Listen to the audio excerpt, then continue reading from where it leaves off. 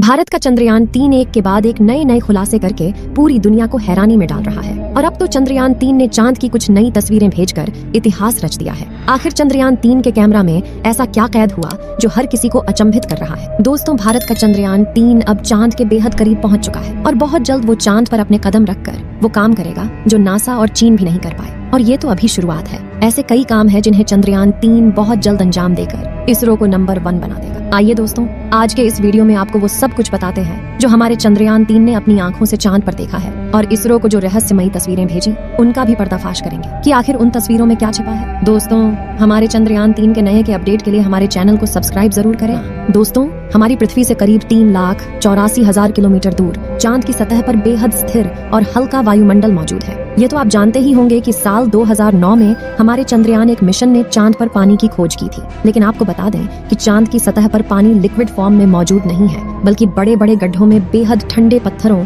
और बर्फ के रूप में मौजूद है। दरअसल चांद की जमीन काफी ऊबड़ खाबड़ है और इसमें कई बड़े बड़े क्रेटर यानी गड्ढे मौजूद हैं, जो इतने बड़े हैं कि पिछले करोड़ों सालों से इनके अंदर सूरज की रोशनी तक नहीं पहुंच पाई। इनमें से सबसे बड़ा गड्ढा चांद के दक्षिणी ध्रुव पर मौजूद है। इस गड्ढे का डायामीटर 2500 किलोमीटर और गहराई तो इतनी ज्यादा है कि इसमें पूरा माउंट एवरेस्ट समा जाए। इस गड्ढे की करीब गहराई 8.2 किलोमीटर के आसपास है और यह पूरे सोलर सिस्टम के सभी ग्रहों और उपग्रहों में मौजूद गड्ढों में सबसे गहरा गड्ढा है। वैज्ञानिकों का मानना है कि चांद की धरती में पानी छुपा हो सकता है। इसके अलावा वहां पर hydrogen, sodium, ammonia, mercury, methane और सिल्वर जैसे मूल्यवान संसाधनों का खजाना भी मौजूद हो सकता है, जिसकी खोज करने के लिए ही चंद्रमा पर चंद्रयान 3 मिशन को भेजा गया है। 6 अगस्त के दिन हमारे चंद्रयान 3 के चांद की ऑर्बिट में सफलतापूर्वक प्रवेश करने के बाद से ही इसने चांद के कई रहस्यों को सुलझाना शुरू कर दिया, जिन्हें देखकर दुनिया भर के तमाम वैज्ञानिक हैरान हैं। सबसे पहले 14 जुलाई को जब हमारा चंद्रयान 3 पृथ्वी की कक्षा में पहुंचा तो उसने अपने कैमरा को चालू करके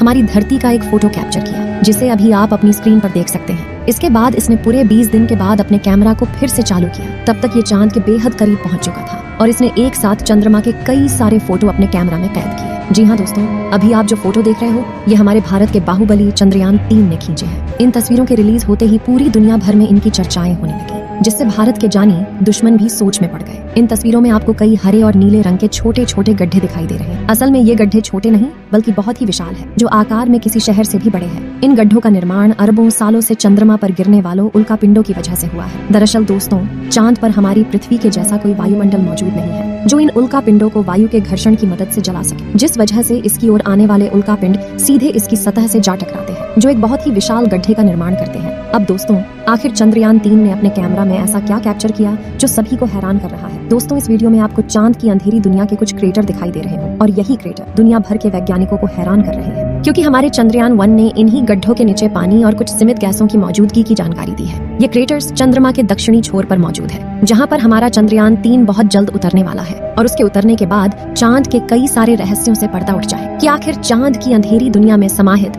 इन गड्ढों के अंदर क्या रहस्य छिपा है। अगर भारतीय वैज्ञानिक इस मिशन की मदद से किसी बड़ी खोज को अंजाम देते हैं तो इसरो पूरी दुनिया में नंबर 1 स्पेस एजेंसी बन जाएगी। साथियों, साल 1959 में रूस के स्पेसक्राफ्ट ने पहली बार चांद पर लैंडिंग की थी, जिसके बाद अमेरिका ने भी कई मून मिशन किए। और 20 जुलाई 1969 को नासा के अपोलो 11 मिशन के दौरान एस्ट्रोनॉट नील आर्मस्ट्रांग और बज एल्ड्रिन ने चांद पर पहली बार कदम रखा था, जिसके बाद नासा ने कई मून मिशन किए और अपने कुल 12 एस्ट्रोनॉट्स को चांद पर भेजा। लेकिन दिसंबर 1972 में अपोलो 17 मिशन के बाद नासा ने अचानक से इंसानों को चांद पर भेजना बंद कर दिया, जिसके लिए उन्होंने कारण दिया कि चांद पर फिलहाल ऐसा कुछ नहीं है जिसकी गहनता से रिसर्च की जा सके। लेकिन कई लोगों का यह भी कहना था कि नासा ने असली कारण को छुपाया है, जबकि चांद पर नासा के अंतरिक्ष यात्रियों के साथ कुछ ऐसा हुआ जिसे नासा चाहकर भी दुनिया को नहीं बताना चाहता। नासा के द्वारा भेजे गए इन 12 में से कई अंतरिक्ष यात्रियों ने चांद पर कुछ अजीब घटनाएं महसूस की, तो कुछ ने चांद पर बनी अजीब ब्रिज और एंटीना जैसी संरचना को भी देखने का दावा किया था। वहीं चांद की खोज में वैज्ञानिकों को एक सैटेलाइट जैसी संरचना भी दिखी थी और वैज्ञानिकों के मुताबिक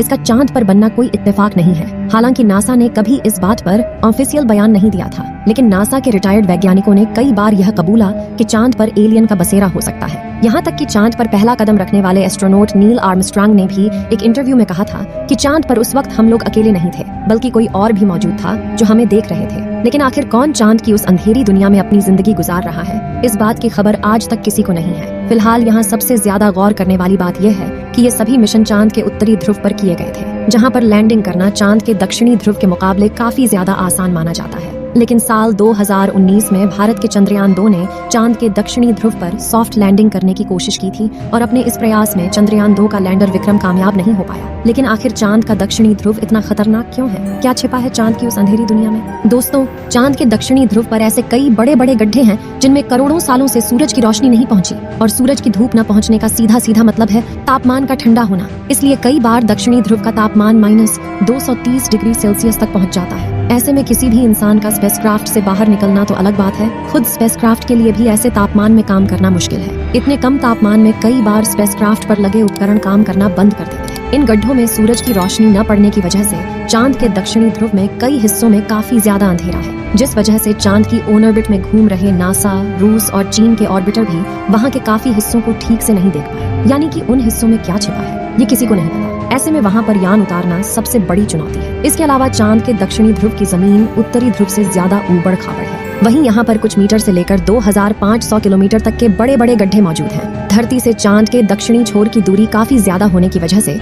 यान से डीप स्पेस कम्युनिकेशन बनाए रखना काफी मुश्किल होता है, क्योंकि इतनी दूरी पर रेडियो सिग्नल कमजोर हो जाते हैं और एंटीना से बहुत ज्यादा बैकग्राउंड नॉइज आता है। साथ ही अपनी कक्षीय गति यानी कि ऑर्बिटल मोशन की वजह से चांद लगातार अपनी पोजीशन बदलता रहता है। ऐसे में तय की गई लैंडिंग साइट पर पहुंचने के लिए लैंडर को भी उसी अनुसार अपनी गति बदलनी पड़ती है। इसके अलावा चांद पर पृथ्वी से कम ग्रेविटी और बहुत महीन वातावरण है, इसलिए यान के नीचे उतरते वक्त उस पर किसी भी प्रकार का एयर फ्रिक्शन नहीं लगेगा। इसीलिए चंद्रयान 3 को अपने ऊपर लगे बूस्टर्स का भरपूर यूज करना पड़ेगा। ऐसे में अगर छोटी सी गड़बड़ भी होती है तो यह एक बड़े खतरे का रूप ले सकती है। साथ ही चांद के दक्षिणी ध्रुव में काफी बड़ी बड़ी चट्टानें किसी भी लैंडर को लैंडिंग करने में काफी चैलेंज देती हैं, और इसी वजह से चांद का दक्षिणी छोर बहुत भयानक है। इसलिए आज तक उस अंधेरी दुनिया में कोई भी देश अपना विमान भेजने में कामयाब नहीं हो पाया। पिछली बार चंद्रमा की सतह से मात्र 2 किलोमीटर पर चंद्रयान 2 के लैंडर से इसरो का संपर्क टूट गया था, और इन्हीं में से किसी एक कारण की वजह से वह चांद की सतह पर क्रैश लैंडिंग करके तबाह हो गया था। लेकिन क्या कुछ ऐसा कारण भी हो सकता है जो हमें दिखाई ना दे रहा हो? क्या चांद पर कोई है जो नहीं चाहता कि इंसान इस अंधेरी दुनिया में अपने यान भेजे?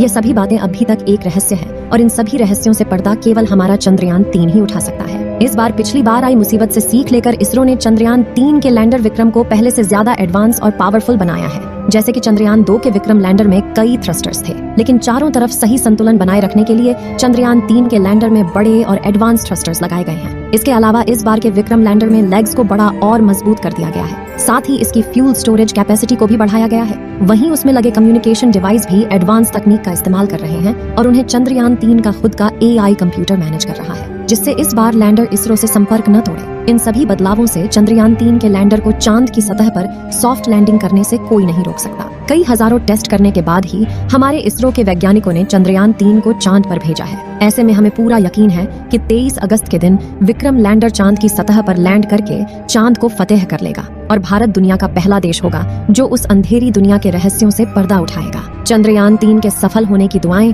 आप कमेंट बॉक्स में जरूर करें, और इस वीडियो को परिवार दोस्तों के साथ के जरूर शेयर करें। और चंद्रयान 3 की ताज़ा जानकारी के लिए हमारे चैनल को सब्सक्राइब जरूर करें, और बेल आइकन को ऑल पर सिलेक्ट करना बिल्कुल